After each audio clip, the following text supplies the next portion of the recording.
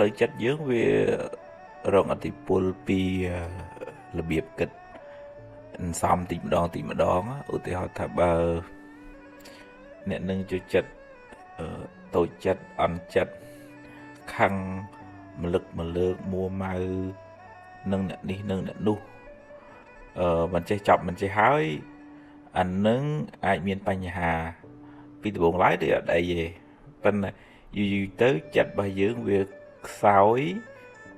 វាស្ថិតនៅក្រោមអំណាចការគិតអវិជ្ជមានហ្នឹងបើនៅក្នុងធម៌លោកហៅថាជា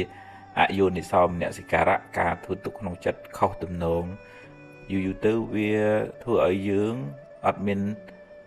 កម្លាំងតតាំងនឹងភាពសៅមងផ្លូវចិត្តហ្នឹងឯងអញ្ចឹងបានយើងគួរសំរឿងល្អវិញឧទាហរណ៍ថាយើងចេះអត់ឱនទៅគិតថាមនុស្សវាខុសគ្នាអញ្ចឹងយើងមានសេចក្តីស្រឡាញ់មេត្តាទៅនឹកឃើញថាយើងក៏ចង់បានសុខគេក៏ចង់បានសុខដែរយើងឃើញគេមានឃើញគេបានយើងមួយគេទៅមិនចំណែននឹងទៀតទេអានឹងជាការសំឧបនិស្ស័យល្អដែលធ្វើឲ្យចិត្តនឹងវាស្រស់ធ្វើឲ្យចិត្តនឹងវាសប្បាយហើយបុគ្គលនឹងបានសុខពេលបច្ចុប្បន្នហើយទៅមុខទៀតក៏បានសុខដែរហើយហ្នឹងឯងដែលយើងហៅថាសន្សំបុណ្យហើយមួម៉ៅក្តៅក្រហាយខឹងចំណែនស្អប់និន្ទាឈ្នាននេះអាហ្នឹងគេហៅសន្សំបាបហើយហ្នឹងពិបាកតាំងពីពេលបច្ចុប្បន្នទៅហើយពេលដំបូងអត់តន់អីម៉ានទេនៅរៀងខ្លាំងអញខ្លាំងអញបកែ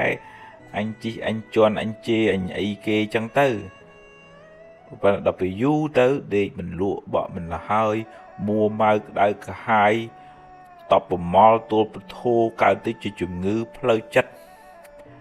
មានវិបត្តិអានឹងលែងបានសុខហើយទោះជាមានទ្រព្យសម្បត្តិឬក៏យើងមើលពីក្រៅទៅគាត់ដូចសុបាយប៉ុន្តែខាងក្នុងវាជ្រួលច្បល់វាមានន័យថាអកុសលភ្លើងហ្នឹងវានៅខាងក្នុងអញ្ចឹងដើម្បីបានសុខហ្នឹងវាតតែយើងត្រឡប់កុំសំភ្លើងហើយឲ្យសន្សំកុសលភាពតិចតិជុំមានសតិស្មារតីឲ្យចិត្តនឹងស្ថិតនៅក្នុងកុសលធម៌ឲ្យ